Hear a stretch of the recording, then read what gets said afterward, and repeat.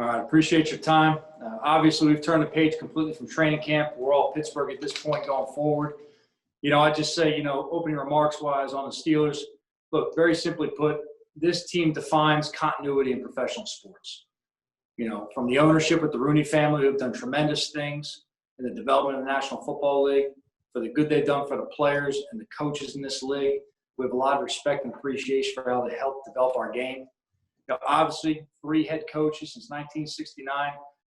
All 3 have been as highly achieved as possible. We have a lot of respect for them. To play the Steelers, it's important for our players and coaches to understand the tradition and the culture that's in their DNA.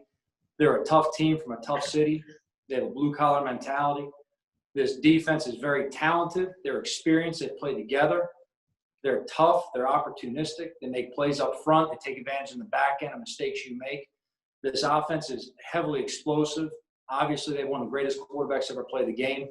They have a tremendous collection of receivers, tight ends, and running backs, all of which can change the game on any play. They're only a few plays away from the end zone at any point in time. We have to respect everything they do. They run the ball very effectively. They throw the ball at will. They can extend plays, and Ben's obviously one of the best at getting the ball out of his hand fast. So they give you enough to work on both sides of the ball. And the kicking game, it all starts with the specialists. They've got 2 big leg guys in Boswell and Colquitt. Obviously that was a big addition, bringing Dustin in, a left-footed punter. That's always a kind of a novelty to some people, but this guy's been tremendous throughout his duration in his career. We have a lot of respect for him, having gone against him in the past and other teams. And then starting with the returners that have back people, we'll have to see what they do on kickoff return, where it finally sells punt return. But, whether it's McLeod, whether it's Johnson, both guys are very explosive with the ball in their hands. We've got to do a tremendous job in space of, playing with leverage and tackling. I know Mike's got those guys practicing and playing aggressive. That's just the way he is in person. I have a tremendous amount of respect for him as a coach, for what he's done for me personally in my career and giving me the opportunity as a young coach to tag along at times, and impart on me some of his experiences that have helped me develop my own career. So, that being said, I open up to any questions right now. I understand that all the screw-up questions are coming from the Western PA guys who are also on this call. So we appreciate you guys stopping on by. I was unaware of your history with Tomlin, Coach. Can you give us a little more elaboration on your interactions over the years? Very simply put, when he was an assistant in the league, at the time really Minnesota, I got to meet him simply by answering phones when I was GAing for Amos Jones. And he'd call Amos sometimes. Amos would say, hey, grab that phone and talk to Mike for a minute. So I got to meet him briefly through the phone. Shortly thereafter, he was a head coach at Pittsburgh. To be honest with you, I immediately became a Steelers fan because there were some, amongst him and other people that have been good to me that, were good enough to give me an opportunity to tag along with them. I was able to visit them, early in his tenure in Pittsburgh when I was a GA. There were times at the Combine he allowed me to be a fly on the wall, sitting there and have dinner on his check. So I'm very appreciative of that. But he was always very open for a conversation, very open to share some advice when it came up. So I have a lot of respect for him as a person. I have a lot of respect for him as a coach. He's done tremendous things in his career. I've got one from Pittsburgh as well, if you don't mind. Mike Tomlin spoke with effusive praise about Dexter Lawrence yesterday in his conference call with us. I was wondering if you can, since you got on board, tell us what you thought of his skill set. Is this a guy that you see moving up and down your line quite a bit, or does he maybe get hammered into one position and just shine there? How do you view him since you've gotten him as the coach there? Yeah, we're going to preach versatility for all of our players at all times. So game by game, we'll have to see what the best matchup is for our players, the best opportunity to put them in a position of strength. So to answer your question real simply, week by week, his role is going to change based on where he aligns and how we play him. But he's a tremendous worker. He's got a great energy and urgency on the field. He's very attentive in meetings. I love working on a daily basis. He's always got a big smile, but you can't confuse that smile for being soft. This guy brings a lot of heat to the field. He's a pleasure to work with, and we love having him on the team. Hey, Joe, this is one more from Pittsburgh. I'm Echo from the Post-Gazette here. Just wondering, with the fact that Ben was out for so much of last season, how much do you kind of watch what they did last year without him versus going back to 2 years ago, the last time you really had a chance to study him over the course of a full season? Well, I think there's a lot of things you got to consider. First off, Ben's a tremendous player. He's been great in this league for a long time, well over a decade. So obviously there's going to be some things that carry from his past, whether it's directly early in last year, whether you go back to 2018. You've got years and years of tape to watch on Ben and what he's done well, and you have to factor in for all of them. Look, Randy's been there for a long time with Ben. Obviously, they have a very strong relationship. Ben's been there with Mike for a long time. There's a lot of communication between those guys and what they do. We'll see what Matt Canada's influence on the offense is. I'm sure he's going to bring some new multiples. We'll have to see as the game, unfolds, what it ends up being. I wouldn't be surprised to see new wrinkles at all. We're going to prepare for whatever comes our way and adjust within the game.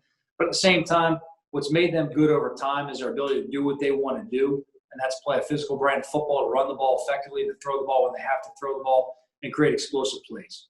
Quick question. Everybody's kind of had this, wondering about how good your offensive line is going to be. Playing Pittsburgh, is this going to be a really good indication of where you are?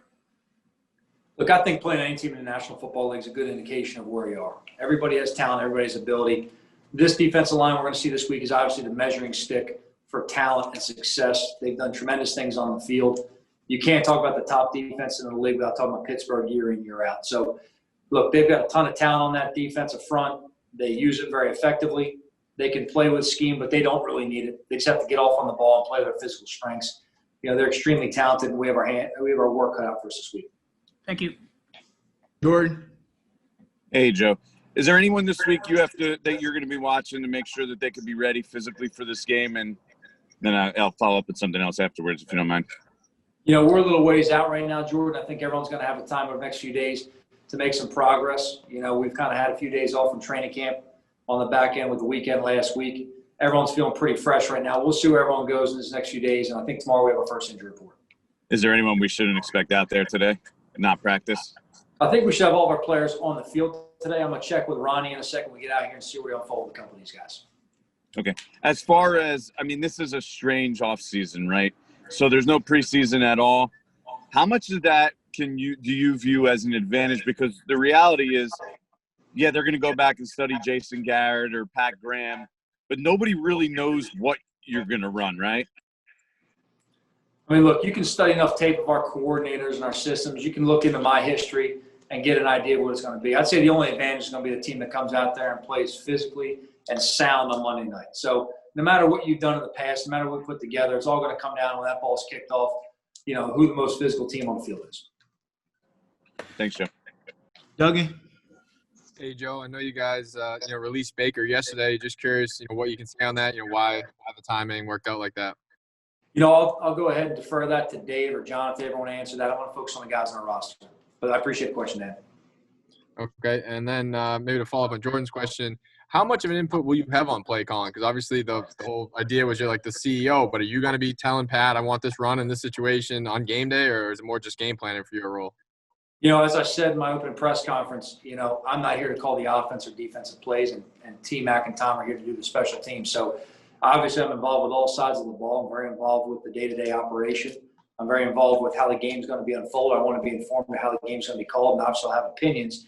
When we get to game time, I've got to let our coaches coach and our players play.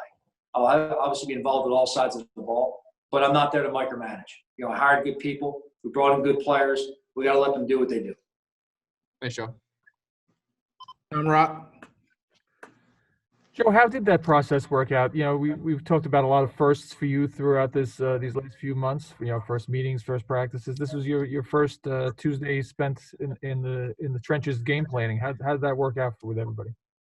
Well, it was productive. Obviously being the first game and Pittsburgh not having played any games before this, we had a lot of time in the spring and the summer to look ahead and kind of gauge what they are. That being said, their final roster, our final roster, are really what shapes what you're able to do within a game plan for matching the opponent and using your own players for strengths. It was a very productive day. I thought we had a lot of really good work on all three sides of the ball, had a lot of really good communication between Monday and Tuesday. We're not done with the game planning process yet. This continues throughout the entire week. We'll have 4 days on the field this week to look at some different things, see how we like it, make sure we're playing things that we're comfortable with. But, so far it's been very productive work with all sides of the ball. And then what kind of input does Daniel have in the offensive game plan in particular? How much conversations go on with him about what he's comfortable with, what he likes? Well, there's obviously conversations with the quarterback throughout the week, whether it's with myself, with Jason, with Jerry Shaplinsky, whoever that may be. But there's also conversations on other sides of the ball. Whether you're talking with Nate Ebner about some of the special teams calls, you're talking Blake Martinez and those guys, as far as the signal caller stuff on defense, there has to be input with the players and the coaches. There has to be conversation back and forth. what you find with players is when you really present them with the why and how you want it to look, there's a lot of times they find a better what they're supposed to do. And you really learn a lot from the players. We always have open communication with our guys. At the end of the day, whatever we decide to do, everyone's going full steam ahead with it. Our players understand the final decision has to come from the coaches, but we're always receptive to what our players say because we know they're the ones on the field. We want our players to play aggressive by being comfortable with what we're asking them to do. And those conversations have already taken place or will take place?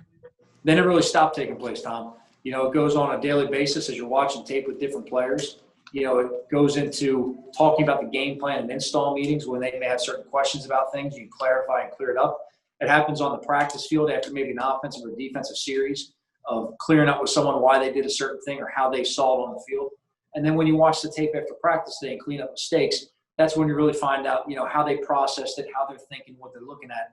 And then ultimately, as you get to the end of the week, you're going to check with your signal callers on all sides of the ball, your captains, to make sure that the whole team's on the same page and make sure everyone's comfortable with the game plan.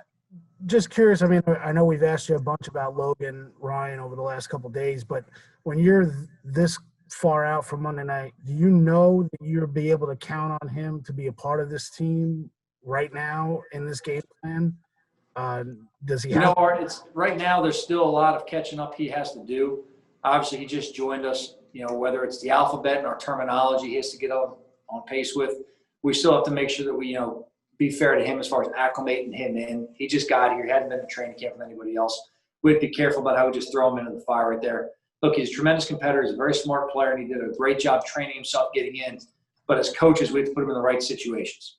Hey, I'm curious, when you're looking ahead to Monday night, and I know you touched on the Steelers front seven a little bit, but how much more dangerous does going up against someone like TJ Watt with an inexperienced center potentially, does that make that matchup? And do you need to do anything to account for their defensive line in terms of calling out the protections and all that? Because, you know, this could be Nick Gates' first start at center.